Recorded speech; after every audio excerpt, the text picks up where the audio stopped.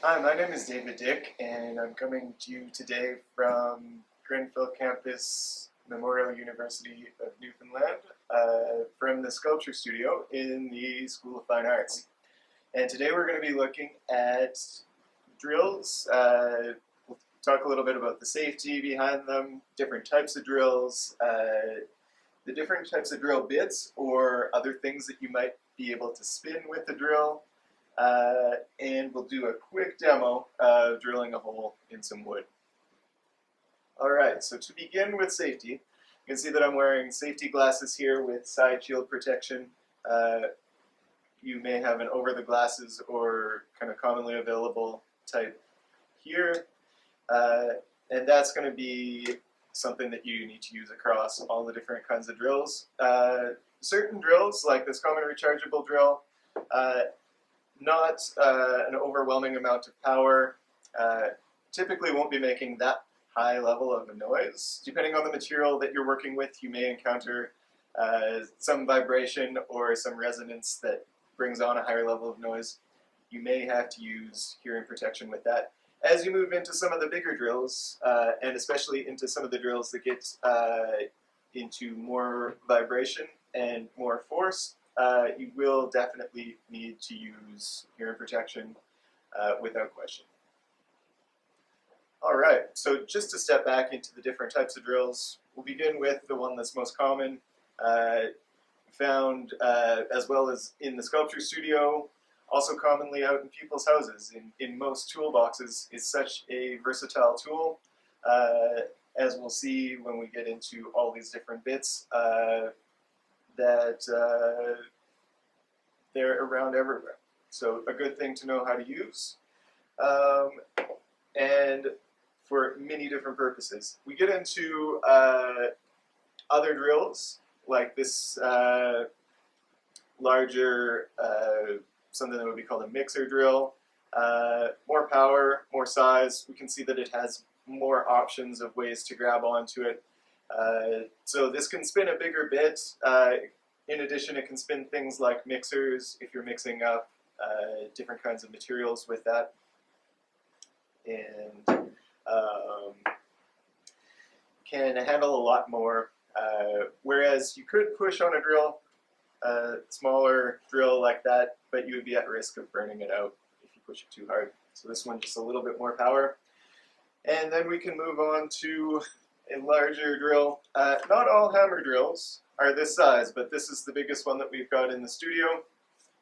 We can see that it is a very substantial machine, and large handles. That's giving you a clue that it can be pushed on very hard onto materials such as concrete and stone, so marble, granite, things of that nature.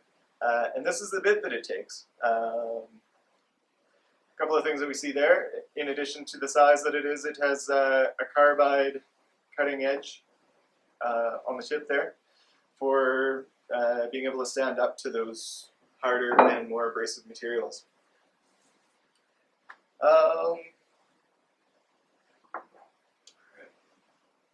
So those are the general types of drills that are available in the sculpture studio. There may be other drills that are available, drills using different power sources. You can get drills that are powered by pneumatic or air-powered sources, things of that nature. But in general, that's kind of the drills that are available to us. We'll take a look at the bits next. I'm going to start out with how to change a bit in the rechargeable drill. So we'll talk a little bit about the different parts of the rechargeable drill. We can see the drill bit itself up in here. Just a standard twist drill is installed on that right now. That attaches to the chuck, so that's this black part here. The drill bit attaches by rotating this chuck, so I'm turning that counterclockwise. That opens up the chuck, and I can remove the drill bit. Now if I wanted to put a smaller drill into that, I rotate that ring on the outside of the chuck, and we can see the jaws of the chuck moving forward there. Continue rotating that clockwise, and then tighten it down with a good amount of force, and I've got the smaller drill bit installed there. So moving on through the rest of the drill, we have another collar behind that, and we can see that there are some numbers printed on that. And what this does is adjust the amount of force or torque that is available to the drill.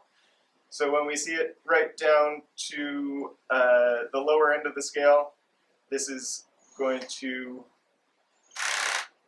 make a noise like that. It can be a bit disconcerting when you start out. If that ring is spun all the way down there, it can make it seem like the drill is stripped out on the inside and there's something wrong with the gears or the motor. But that is just a feature. And on the other side, if we turn that all the way up just to the drill icon, then it's not going to try and slip at all. It's just going to try and drive it directly. One other feature that we can see on the top, this drill has shiftable speed. So we have speeds 1 and speeds 2. Speed 1 will spin at a much slower rate than speed 2. The speed is also controllable on the trigger there. So the further I squeeze the trigger, the faster the drill goes. And our final adjustment here, the button just above the trigger with arrows on it, and that's mostly for turning screws in or loosening screws. So we want to make sure that the drill is rotating in a clockwise direction when viewed from the drill user, both for drilling holes and for installing screws. If we were removing screws, we would reverse that direction and we could undo the screws. Alright, so I'm going to take a quick tour through some of the bits that are available now. Starting out with the twist drill that we saw earlier on this one. That's just a spiral drill, very good for multi-purpose drilling. Can drill through wood, metal, plastic, things of that nature. It's kind of the drill bit we think of, the go-to multi-purpose one. Modifications of that, we can see a countersink drill bit here, and that one shares the profile of a screw, and it will leave a screw, a hole the same profile as the head of a screw. So when you install the screw, you'll be flush with the material that you drilled into, and the motivation behind that is so that the material doesn't crack when you tighten up the screw. Other modifications of the twist drill include a brad tip drill, so we can see that one has a sharp point there, which can be useful for certain materials to locate your center point and to work to a layout, as well as to cut cleanly through the top surface of the material and to avoid tearing that top bit up. A few different sizes, so these will typically go in rechargeable drills from about 1/16 of an inch, which we are at with the small drill bit there, up to about 1/2 inch. And that's kind of the upper limit as to what will fit inside that drill chuck.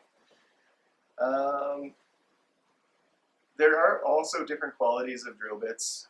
This one is made out of cobalt steel, and these ones are typically used for drilling metal. It will make it through wood no problem. A just higher quality material that will withstand drilling in metal, and will take a lot longer to go dull than just a standard high-speed steel drill bit will. Alright, so moving on, those all apply to making holes in materials. One other very useful part of having a drill is being able to drive screws. So we have different bits for that as well, for a Phillips head screw or a Robertson head screw, even a hex head fastener can be driven by a drill. And if you've got a lot of screws to put in, that will save a bunch of time and a bunch of effort on your part.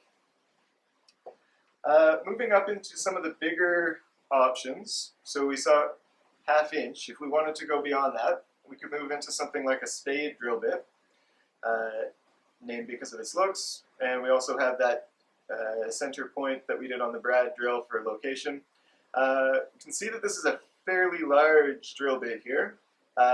So as we move up in size, these are going to be more difficult to control. They're going to be removing a lot more material. So the force coming back through the drill is going to go up as the drill bit size increases, and it starts removing more material. Moving even beyond the spade drill, we have a hole saw.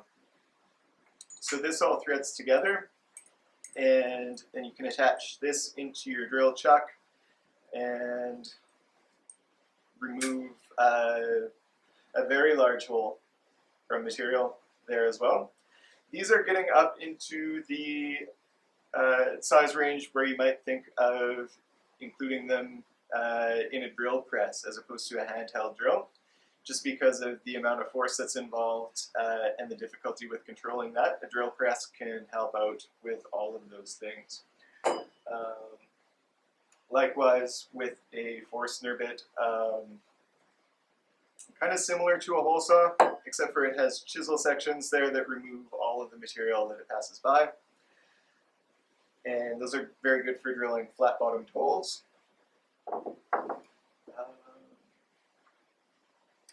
We've got a plug cutter as well. So the drills up to this point have mostly been focused on creating a hole in material, so creating an empty space in the material. This one is focused on the hole itself and retaining the center part of the hole and removing the material around it. So what you're looking for there, when you drill this out, a column of material will come out of the center of that, which you can then use for whatever purpose you might need. Other specialty drill bits here, step drills or Christmas tree drills. As you drill through the material, the further you go into the material, the larger the bit gets. So this is very good for thin material, such as sheet metal. You can drill down until you reach the size that you need, and it just sort of progresses as you go. All right, so now we're on to purposes that don't really involve making holes in materials, and we've got a couple of different things that we could do here. You could attach a sanding drum to your drill. So this is just a circular piece of sandpaper attached on there. You can use that for finishing materials and sanding things like inside curves. You could also attach things that would maybe be more thought of in terms of grinders. A drill can spin them, and you can use it for that purpose as well. So we have a rotary wire brush here, so that could be good for cleaning up surfaces, removing rust, things like that. And then finally, a mixer. So that can be attached to a drill. If you had to mix up a bunch of paint or a bunch of plaster, that would be a very good option for you to quickly mix things at a large volume. All right, so I'm going to move on to a quick demo of drilling here, and I'm going to begin with layout. So to start out with, I've got material clamped in a vise here, and that's just to stabilize the material so that I can focus on drilling and know that that material isn't going to move anywhere. I've got a piece of scrap wood here. I'm going to use that as a backing underneath the material that I'm drilling, and that is just going to provide support to the back of the material. They're going to nest together like that, and as the drill progresses through the material, it is just going to stop that material as the drill comes through from chipping and splintering out. So I'm going to clamp those in, and that's set up there, and I'm going to make myself a mark here. So just a little X on the point that I want to drill, And just to give the drill a place to start, I'm going to take a center punch. We have a standard center punch. This kind can be hit with a hammer, and an automatic one, which is a spring-loaded catch inside. All that takes is a press down, and it will leave a little divot in the surface of the material. I'm going to begin with this 1/16 inch drill bit, and I'm going to drill what's called a pilot hole. So that's a hole that just goes through the material, smaller than the finished hole size that I want, and it will guide the larger drill bit through as we go. So this is just a way to increase accuracy and make sure that the mark stays where I want it to be when I make the hole. So I'm going to start the drill bit. A couple of notes on drilling here. You can use your pointer finger on the edge of the drill, and that can give you a more natural feeling in terms of how you're drilling. So I'm pulling with my middle finger there, and I'm just using my index finger to guide that drill straight down. So I'm just setting the drill lightly on the material. I'm going to pull the trigger and let that drill get up to full speed, and then I'm going to put a very small amount of downwards pressure on this. This drill bit is a fairly fragile thing, so I'm just going to try and maintain down that straight line. If I were to happen to twitch one way or another, chances are the small drill bit would just break and shatter. And I'm not too worried because I've got safety glasses on, but I want to try and maintain the tool and not break drill bits.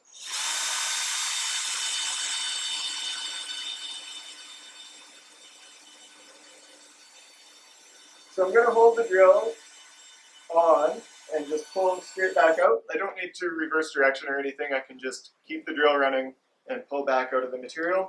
So you can see I've got a very small hole there. That hole inside the material is just going to provide a pathway for the larger drill bit to go through the material. We'll just take a look at the back side of it there. So the support has stopped any of that chip out from happening. One of the other things that I didn't mention yet is the tape on top of the material. So that tape is doing the same thing, is just providing a little bit of extra force holding that top layer of material together and stopping any splinters from forming there. So we'll reclamp that, and I'm going to change drill bits here.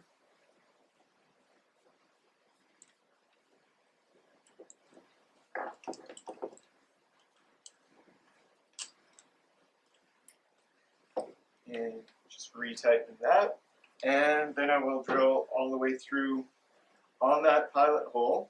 So starting in a similar fashion, I'm looking at the drill bit, trying to keep it level and straight with the hole that I drilled initially. I'm just going to start with a very small amount of pressure and get the drill going, and then I'll bring more pressure on, finishing the hole.